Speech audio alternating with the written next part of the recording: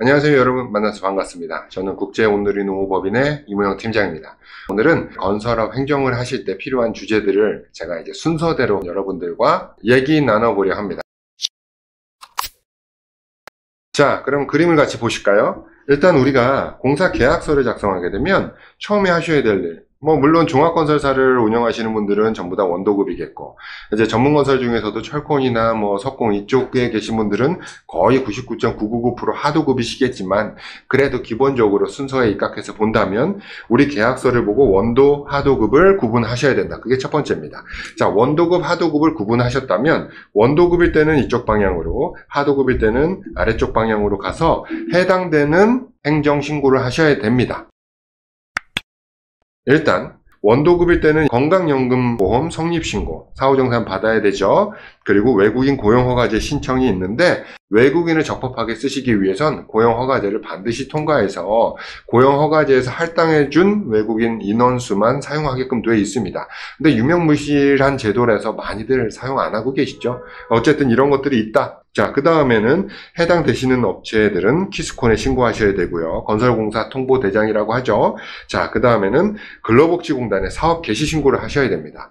원도급이라면 사업 개시 신고를 우리가 사업주입니다 라고 하셔야 되고요. 그 다음에 종합건설사일 경우에는 어떤 공사에 사업주로서 임하고 있는데 우리 협력사들, 우리 하도급사들은 이러저러한 하도급사들이 있습니다 라고 하수급인 내역 신고를 해줘야 된다라는 거죠. 그래야 그 적법한 하도급을 준 하도급사에서도 관리번호를 부여받아서 자체적으로 근로내역 신고를 할 수 있는 겁니다. 자, 그래서 하수급인 명세서를 제출하고, 또 별도로 우리는 종합건설이지만 하도급 업체한테 고용산재보험 어느 거든 상관없고 둘 다여도 상관없습니다. 보험료 납부에 대한 책임을 전가하고 싶다라고 했을 때는 하수급인 사업주 인정 승인 신청을 해야 된다.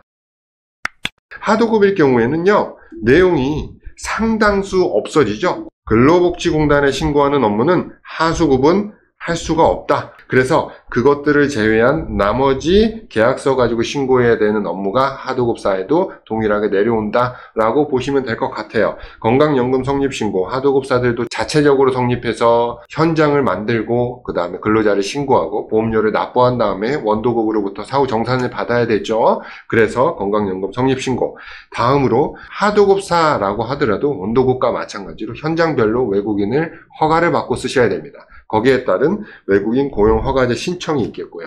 그리고 마지막으로 원도급에 따라서 우리도 건설공사 통보대장을 하수급인 입장으로서 원수급인 관리번호 밑에 신고를 해줘야 된다라고 하는 것까지 하도급의 역할이 될 것 같습니다. 여기까지 신고했으면 다시 원도급으로 돌아가서요, 관급 1억이냐 민간 50억 이상이냐 판단하셔서 이 기준치 이상일 때는 퇴직공제 신고를 해주셔야 됩니다. 이 기준 밑에 있는 종합건설을 하시게 되면 모든 현장 정리는 마무리되는 걸로 하고요.